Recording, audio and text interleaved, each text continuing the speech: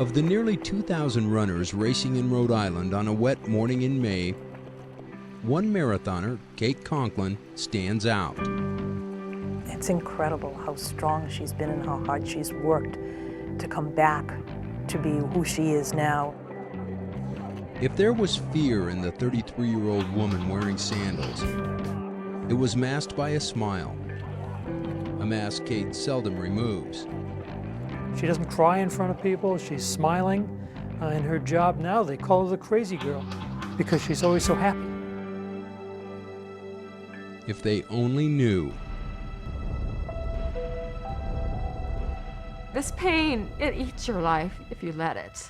Like, it engulfs everything that you have. It's the most excruciating pain that I've ever felt, every second, and it never goes away.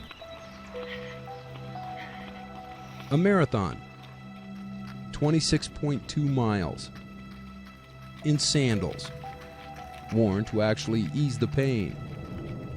The pain she first felt January 18th, 2004. I woke up just pretty much screaming in bed. I went to the emergency room because I thought I was dying. Have you ever burned yourself really bad? It's pretty much that, like a second-degree burn all over. There would be no relief that night or in the months to come. Test after test revealed only what she didn't have. People referred me to psychologists. They pretty much figured it was like all in my head, I was crazy, or I needed some pain medication. So that's why I was going in there, faking the pain. It's hard to imagine. Her feet were cold, but they were burning hot. They're burning to her. And the doctor would touch them, so your feet are cold. Ultimately, a dermatologist helped doctors from the Mayo Clinic determine the cause of the then 28-year-old accountant's pain, a condition with which fewer than 400 people in the United States have been diagnosed. It's called erythromelalgia, EM for short. What triggers its onset is not known.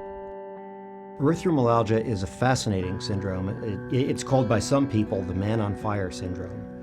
It's a disorder in which people feel searing, burning pain in response to any mild warmth. It's worst in the feet and the hands. Many patients with erythromelalgia will report that their pain is worsened with physical activity. They told her she'd never walk again. They told her the best thing she could do for her disease is pray. That's not really much of a treatment. Kate says the numerous medications she tried only numbed her mind and rarely eased the pain. She'd always be so hot that her feet would actually swell at night and split, and she'd wake up in the morning and her feet had been bleeding during the night. All of a sudden, bam, I was in bed. I lost my job. I went on disability. I lost my friends. I just lost, pretty much in my own mind, I lost my whole future. Because the doctors, when I did get diagnosed, they said, well, you'll probably be in a wheelchair, you'll never run again. And it's not gonna kill you, it'll just be pain the rest of your life. It wasn't who she'd been. Growing up in Nebraska, Kate Conkllin was always on the go, seemingly always in the pool. Swimming was my life. I loved it. It was a good release for me. I was pretty good at it. I planned to swim forever. After swimming in high school and college, Kate moved to Arizona and was training for a triathlon when she first felt the fire that led to 9 months of misery. For me, if you're a runner or a swimmer, or any kind of active person, it is horrible. I'd rather be dead than confined to a bed. Kate still has the letter she wrote to her family in August of 2004, the night she planned her suicide. This much pain, it's hard to live. People don't understand, they say, oh, you're in pain, but they can't understand the amount of pain that you're in. The note was detailed. Kate would take her own life, she wrote, by setting herself on fire. I wanted to make a statement, why would she kill herself that way? It's because she's in that much pain. I didn't really want to die, but I did not want to be in that bed. So I wrote the note and, I slept on it, and I woke up that morning, and that morning was a morning that I decided either get busy living or get busy dying. It was gonna be one or the other. So that, it breaks my heart when I think about that day. Like, what if I had woken up and I had done it? That morning, Kate jumped back in the pool for the first time. Yes, every second that I wake up, I have to deal with pain, but yes, I can do it. Switch legs. She moved back to Nebraska and by 2007 started working as a personal trainer. Can you feel it right there? Yeah. Using medication to fight the burning pain, Kate was living life differently, but living nonetheless. She has a burn on the inside of her leg from a motorcycle exhaust system, and she had to peel her leg off. She didn't feel it burning. People are like, why didn't you pull away? My doctor's like, why didn't you pull away? I'm like, well, because that's the burning pain that I'm in. So I didn't notice anything different. She wears flip-flops. She can't wear shoes, no socks. And in the winter, she's got to be very careful because of frostbite. She won't feel it. Kate moved to New York City earlier this year after winning a contest to train for an Ironman triathlon.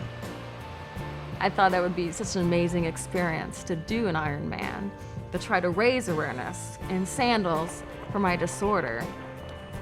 But to be ready for an Ironman, which ends with a 26.2-mile run, Kate has to prove to herself that she can withstand the painful grind of this marathon in Rhode Island. It's really hurting bad right now, but I'm keep going. I could do this. I've got 9 more miles. Walk in the park.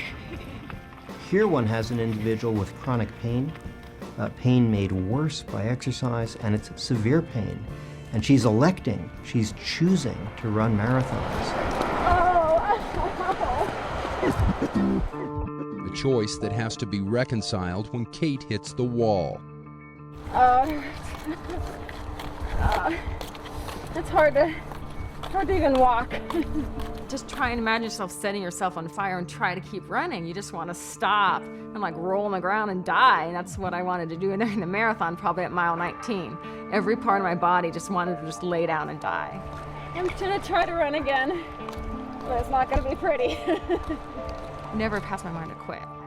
I'm not a quitter. I didn't work 4 years to try to be able to run again. To quit now.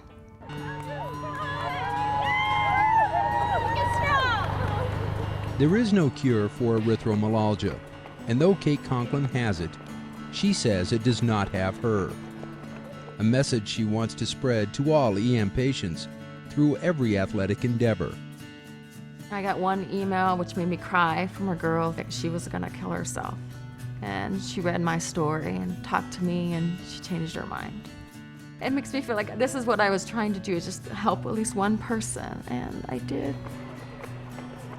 With less than a mile to run, Kate is overcome by emotion. This is Kate finishing. Emotion that carries her to the finish. You did it, Kate. You did it. In just under 5 hours, Kate Conkllin completes the marathon. Oh, that hurt so bad. But I did it.